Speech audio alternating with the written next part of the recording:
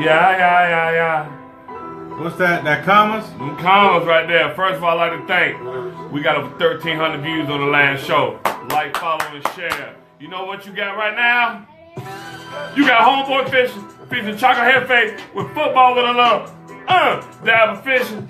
We broadcasting live.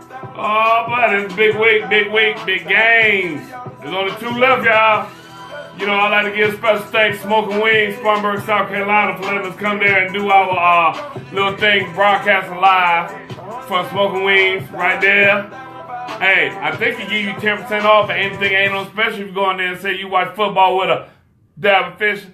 Featuring Homeboy Fishing and Chocolate Jefe. Homeboy Fishing. Go ahead, Chocolate Jefe. Hey, this is Chocolate Jefe, and as always, I'm going to give you the rundown for today. As Homeboy Fishing said, we want to thank our viewers, man, for getting up to 1,300 viewers last week, and also Spartanburg for coming out, those supporters of our show.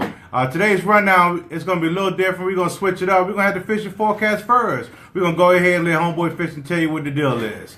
Then we're going to pop into our topic of the week. You know what it is. It's the catch in Minnesota. Was it a big-time catch or big-time blunder?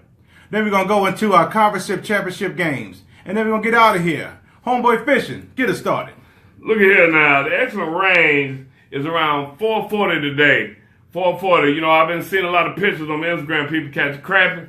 I'm still hunting for them, so I'm still focusing on my winter bass. They're moving slow, so when you're running them jigs, make sure you move them slow. And remember something, if you ain't fishing, you ain't doing nothing. Get some. Take over. That's what's up. Hey, check this out. That was the fishing forecast of the day. Homeboy Fish is going to steer you right. Just listen to what he got to say. We're going to jump into our topic of the week. You know what it is. It's what happened in Minnesota. Was it a big-time catch or big-time blunder? Woo! So I'm going to let Homeboy Fishing always start this thing off because he always got something cool to say. Okay, get it started, look Homeboy here. Fishing. In the postseason, the guy who caught the ball, Stephon Diggs, I hear people say, oh, he dominated. He had 6 catches for 137 yards and only 1 touchdown. That was the longest touchdown of the whole postseason. So was it a big catch? Yes, it still was a big catch. But it has its flaws. It has major flaws. It has flaws to when you in your youth football league. I used to be a coach. And we used to tell kids 3 things. More than 3, but first of all, most and foremost, keep your head up. Number 2, okay, open your eye because you can't tackle what you can't see. And number 3, wrap up. I think, you know, none of this was followed by the rookie, Marcus Williams. And I think that has to do with those big hits. Mm-hmm. And because they scared if they hit the receiver when he's up in a vulnerable position. Yep. Jesse Cannon say blunder. Blunder. Hey, it was a blunder. But Stephon Diggs still made that catch. Let's face it. You know, the game is still about blocking, tackling, running, and catching. 2 of those right there, the catching and the tackling, played very important. Gotcha. So, you know, that was just a basic fundamental blunder. In Homeboy Fishing book, it was a blunder.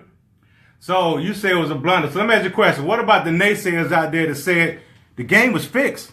They said that they cheated. That was a fix by Vegas. What do you think about that? No, it wasn't no fix by Vegas. There wasn't no he fix. He still had to catch that ball. Correct. But if that rookie wasn't thinking about those fines they give people, he would have laid him out. And you know what? This is my opinion. Was it a big-time catch or big-time blunder? I say both. Let me talk about the catch first. Diggs was thinking, secure the football, take the hit, get out of bounds for a last-second field goal. He showed amazing balance and athleticism by staying on his feet and then basically scoring after that. Finally, he basically ran to the end zone and the dude threw his helmet off and threw his hands in the air like this. That was hot. That's how you finish a football game. I like that. And walked into the tunnel. So that was sweet.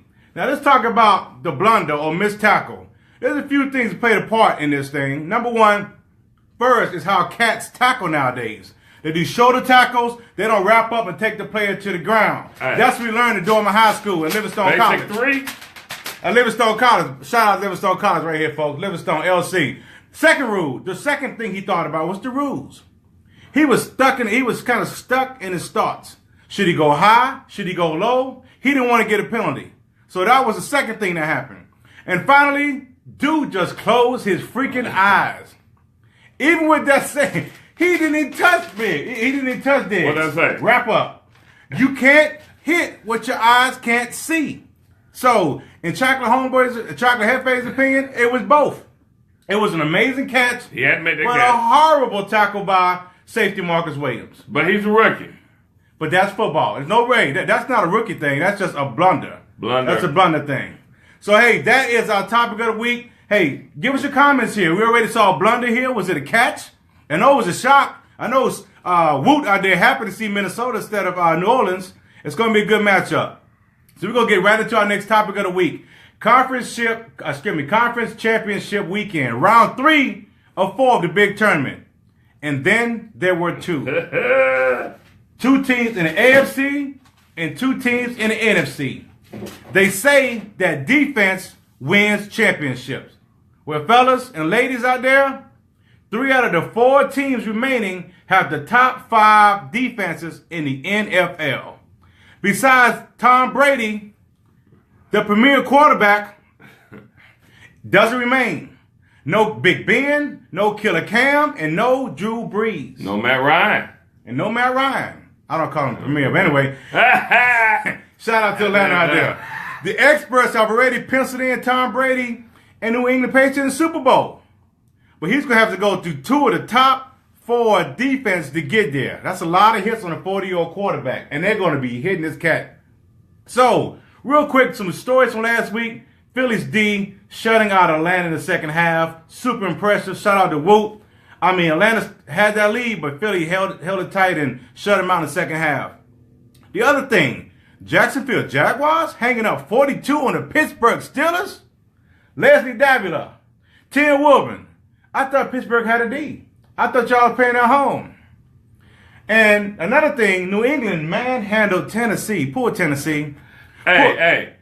Tom Brady played the whole game. They didn't belong in the playoffs, but they got in there. They earned some bonus checks, and that was about it. And then finally, the crazy finish at Minnesota, the big catch or the bad tackling. I don't know. It's been a crazy year in football, NFL. It's been a crazy year, but that's the NFL football. And if the conference championships or anything like the divisional championships, hold on to your seats, bro. It's going to be real fun. Be a roll. Let's get into the first game of the week. Big time football here. Woo! Whoa! Number 1 defense versus number 4 defense. Minnesota at Philadelphia Eagles. These games are both on Sunday at 4:30. Minnesota are road dog favorites. I think last time it was 2.5 point favorites. 2.5. Homeboy Fishing, get us started. Look here, in the last 3 meetings, Minnesota has a 2-1 record versus Philly. Scratch that.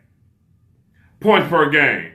23.9 for Minnesota, 28.6 for Philly. Offensive yards per game. 356 yards for Minnesota, 365 yards for Philly. Points allowed. Minnesota only allowing 15.8. Philly allowing 18.4. Yards allowed. Minnesota gives up 275 yards. Philly gives up 306 yards. Running backs. Murray, 842. LeGarrette Blount, 776. Tight ends. Thielen, 1276. Ertz, 842. So they look about even on paper when you break it down. There you go. Okay, but you know what? They don't get you all these stats. They all on. But everyone keeps forgetting. Talk to me. Prince Harry went to go get married. Prince Harry is who? Carson Wentz, right? Carson Wentz is Prince Harry. And St. Nick's goes down. In week 15, he came out. St. Nick, of course.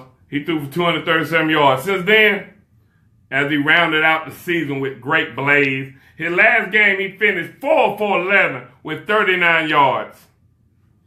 Minnesota was stacked the box, shut down their run, led by E. Kendrick. He got 113 tackles. And they're going to put the game in St. Nick's hand. But once again, I tell y'all, St. Nick, Terrence Johnson, are you listening? Are you listening? St. Nick is not it. Minnesota defense is going to shut down the run. They're going to put the ball in St. Nick's hand. It ain't Christmas no more, so guess what? They out the door. Over, huh? Minnesota by 7. I don't want to give you all these stats. It looks good on paper, but that's when they had Prince Harry at quarterback. We got some Minnesota. We got some Minnesota bandwagons. We got Woot to stand strong with Philadelphia. Foles got this.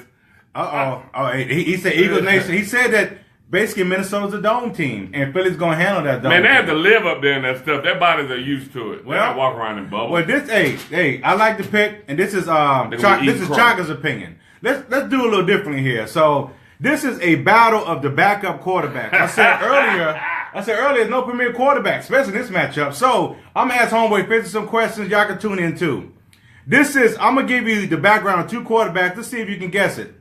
Here you go. Number one that says, played for the University of Houston, became the NCAA all-time total passing yards, touchdown, and completion leader. Was drafted by the Houston Texans. Also played for St. Louis and LA Rams. Okay?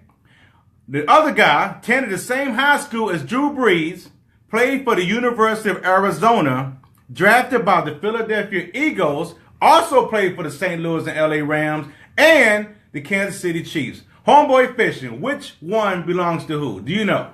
And out there, you can kind of help out Homeboy Fishing if you know the answer. Oh, that's Case Keenum. Which is Case Keenum? Which one? The first one is Case Keenum. Correct. Case Keenum did play for the University of Houston, and when he played in Houston, he broke records. A pretty good quarterback in college. But college is not professional football. And by default, Nick Foles also played college football at University of Arizona, but they both played for the St. Louis Rams at some point in time. Rams, look what you did, man. You gave away 2 conference championship quarterbacks. 2. Anyway, Homeboy Fishing. Have you ever seen the stat on ESPN where they talk about the probability factor in watching the game? Right before the Minnesota Miracles, what I call it, New Orleans had a 96% chance on winning that football game. 96% chance. Vegas betting right there. Bro, you would have let down some big cash on that. Big time cash on that. But let's not forget that Minnesota's #1 defense balled out during that game. Yes, they held New Orleans scoreless in the first half, while they scored 17 points. Drew Brees had 117 yards and 2 picks, and they only had 22 yards rushing. Stats. They had the lead even late in the game, but Minnesota Miracle happened, and that's what happened. Philadelphia pressured and frustrated Matt Ryan and the Falcons all night. When it counted most, that Philadelphia defense made a goal line stand. And the Falcons' biggest star, Julio, the Mexican brother named Julio, failed to make the biggest catch of the season. They're not talking about that, though. They should. Finally, they held that vaulted rushing attack for Atlanta. Deontay Freeman only had 7 yards rushing. Check this out. These backup quarterbacks have combined for 564 yards during the playoffs and only 1 interception. That's why both of these teams in the championship game today. Both quarterbacks take care of the football and allow their defense to make plays. So the same game plan exists this week for those two teams. You're right. Take care of the football, don't lose the game, allow your defense to make plays. Here's the matchup of the game, people. It's the backups versus the defense. Which backup can make a play when their teams need it most? And also, which defense can remind us which backup needs to go back on the bench? So who really wins this game, Homeboy Fishing? I really don't know. Listen to Homeboy. But last week, Minnesota did things that a team of destiny does. They won when they shouldn't have won. And finally, and the most important fact, Minnesota has awesome team colors, purple and gold. That means that in a very physical football game, I like the Vikings winning by 3 on the road and punching their tickets to play a home Super Bowl game in Minnesota. I'm sorry, Bird Game, but it's over. St. Nick ain't it. Next game, we got the Jacksonville Jaguars and New England Patriots. This is a 6 o'clock game on Sunday. The Patriots are 9-point favorites at home. It's a lot of points. Homeboy Fishing.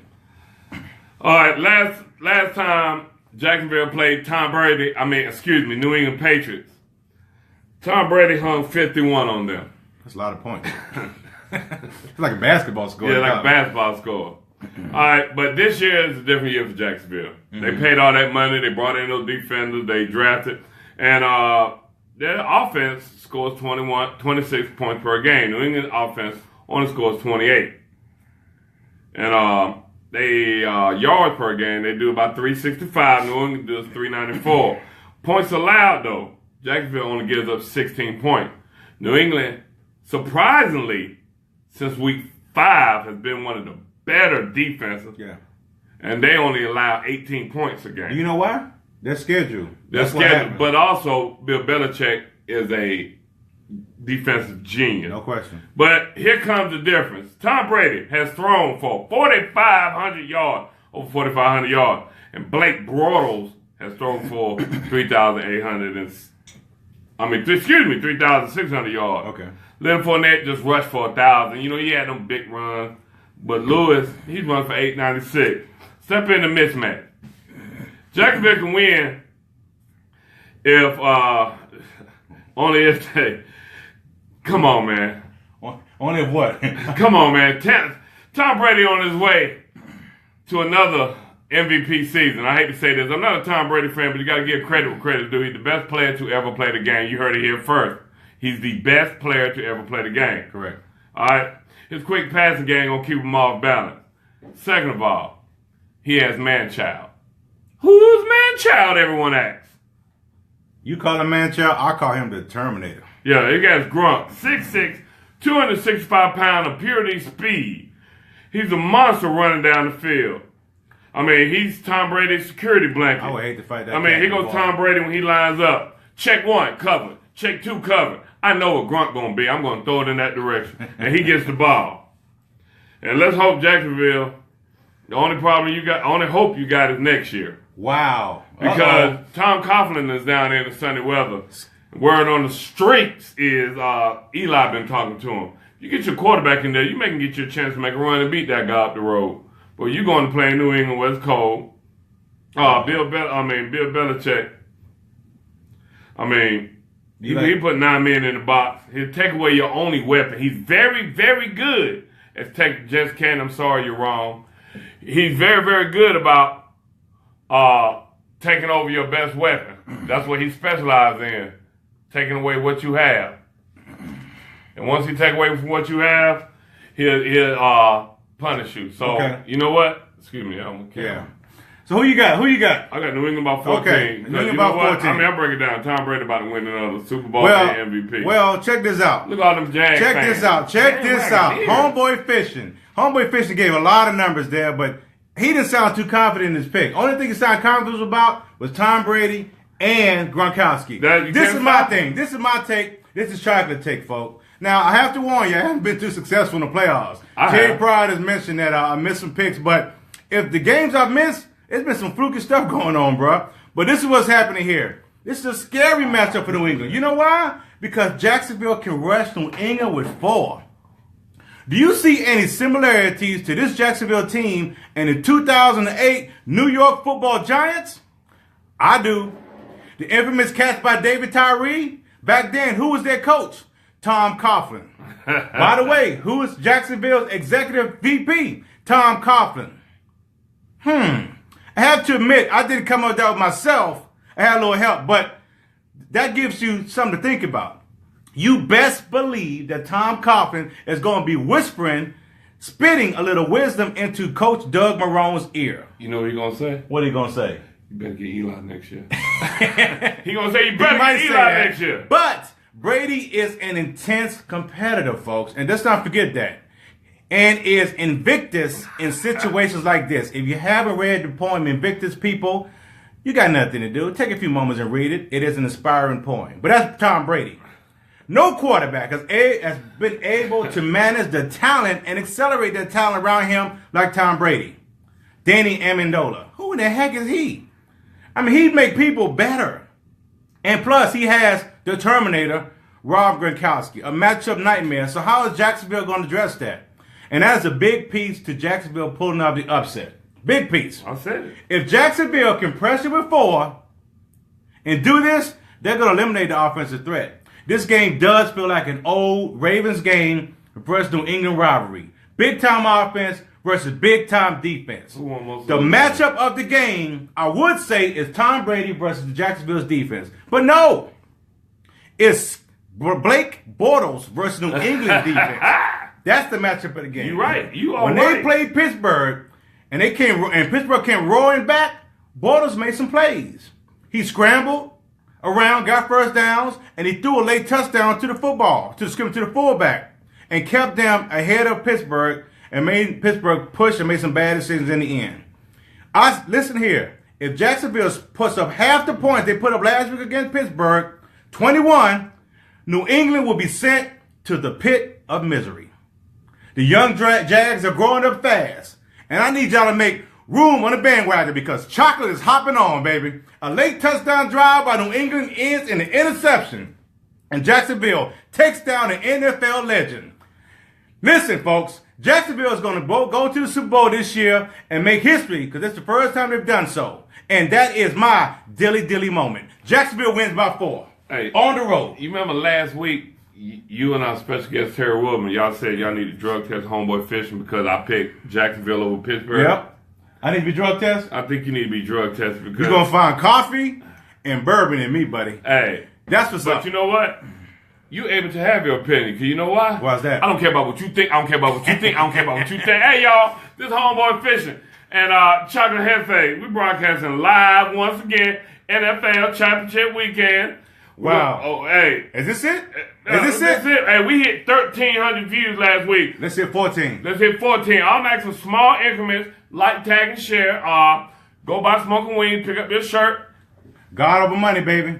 If you put God first, the money will come. That's how it always works. That's folks. how it always works. Hey, check this out. Say you watch football with a dab of fishing, and he'll give you 10% off your meal. Trust me. It's Trust worth me. it on Hey, big. you know what? What's They that? so good. Look, we got all the options. We got some Jaguar fans. So Chocolate's not the only one hopping on the bandwagon. We got some Patriot fans. Yeah. Those are people who Woo, he's gonna pick for anybody. I mean, he's with Nick Foles. Who says, "Oh, listen here, folks. Hey, we're gonna sign off right now, but hey, leave us your opinion on Facebook. We'll respond to that. But again, folks, we trying to mess up some comments, man. We had 1,300 last week. Let's go to 1,400. Share with your friends. You share on your page, someone else shares, and it goes on and on and on. Folks, if you can't get enough of the show, I can't get enough of the show. How about you, Homeboy Fishing? I can't get enough. You know We why? only got how many more broadcasts left? One more black broadcast. One more in football One season. more, and it's over. But you know what? You can check us out on Instagram. Homeboy Fishing will be fishing. Win the bad season. One thing don't stop nothing. You know what? Thank you for all our sponsors. God over money, smoking weed, get 10% off, Chocolate Jefe. Let them know what's up. Hey, folks, thank you. God over money always, folks. Rue, have a good weekend. Enjoy the championship football games. Hey, pretty weekend. Hey, remember something. If you ain't fishing, you ain't doing nothing. Get some. Get some.